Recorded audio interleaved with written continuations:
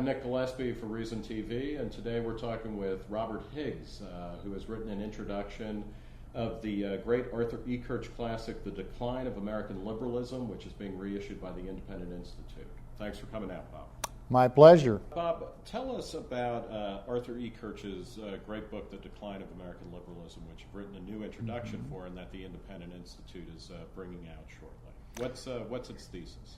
Ekirch's thesis is that liberalism actually reached its peak about the time of the American Revolution. Right. And unlike most historians who see liberalism as something that grows and grows and grows over time and leads us up to the glorious present, Ekirch saw almost steady decline.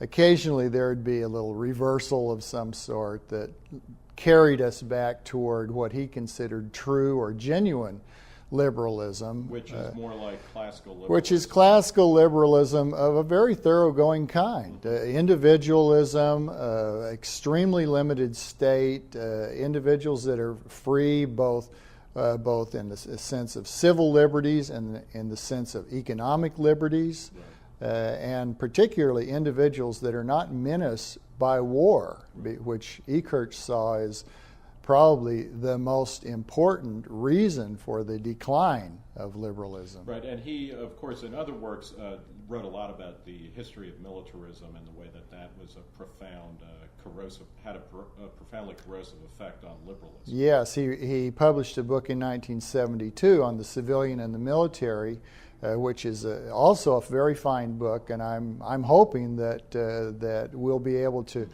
reissue that as well, because it's still very worthwhile reading.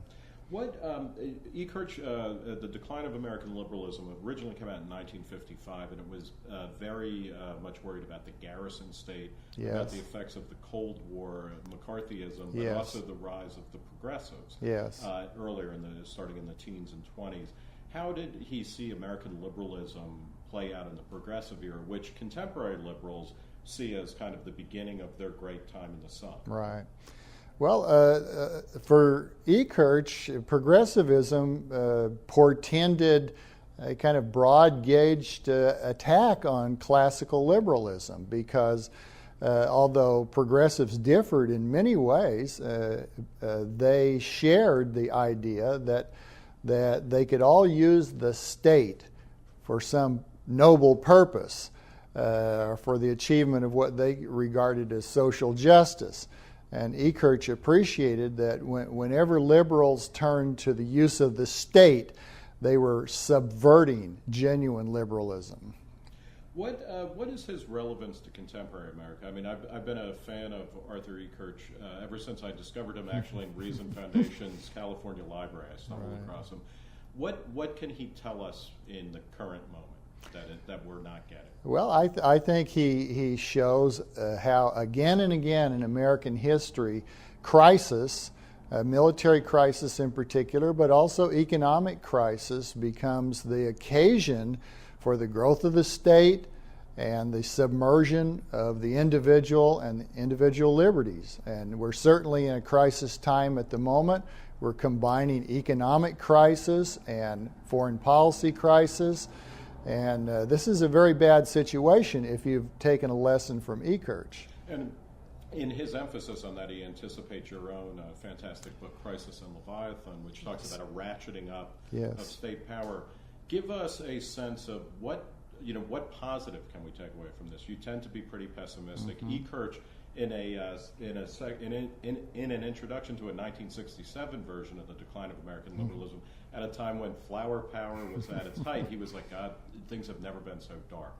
What is cause for optimism in today's American scene? Well, I actually don't read Ekirch as a pessimistic historian. I read him as a realistic one, as one who's not going to be deceived by the misuse of language. We all understand that liberalism has been turned on its head over the past 2 centuries, and it means almost the opposite of what it once meant. But I think from Ekirch, we don't get the sense that there's no hope. We get the sense that what caused the decline of liberalism more than anything else was faulty thinking.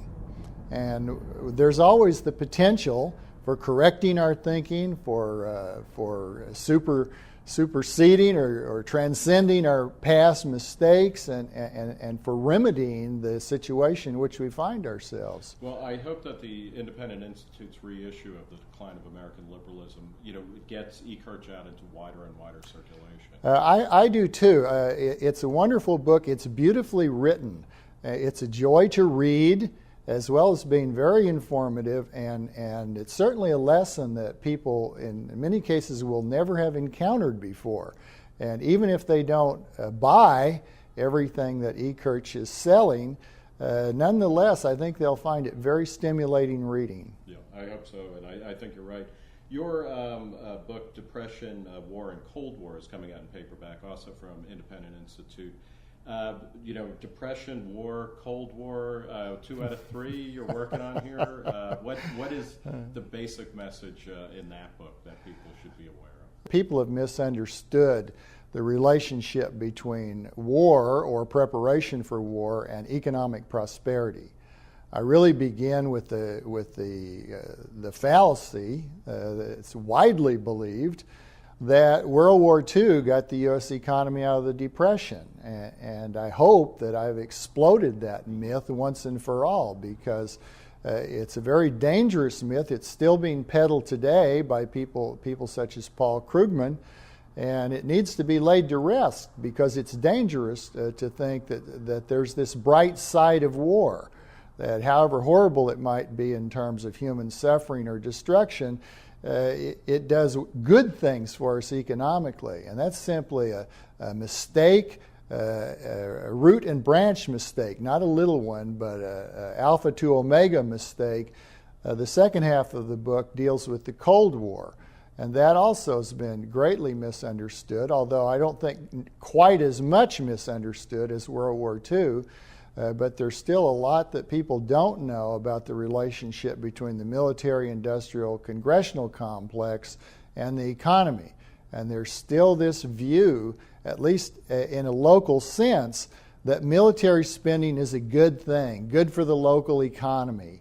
And that's also a pernicious idea, and one that I hope the view I take in the book will lay to rest. Yeah, and I mean, the work on supposedly on World War II's stimulative effect has been undercut by you and people like Robert Barrow, I believe.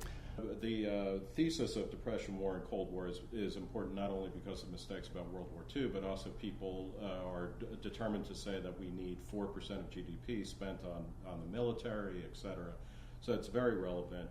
Are you at all hopeful for change under an Obama administration or a Democratic Congress, at least when it comes to military spending? I'm not terribly hopeful, but I do see some basis for hope, because the economic crisis may turn out to be so demanding that it will alert people to the desirability of cutting back military spending. It's been excessive for decades. It's far more than we need to defend this country from any plausible enemy, and it funds mostly U.S. meddling all over the world that the people would be better off ending. So if it turns out that the economic troubles of the present are the cause for people's deciding finally to stop wasting so many billions of dollars on the military, then so much the better. Thank you very much. My guest has been Robert Higgs of the Independent Institute, who has written a great new introduction for the classic Decline of American Liberalism by Arthur Ekirch. And Bob Higgs's own book, Depression, War, and Cold War, will also be reissued in a paperback edition by the Independent Institute shortly. Also essential reading at this time in history.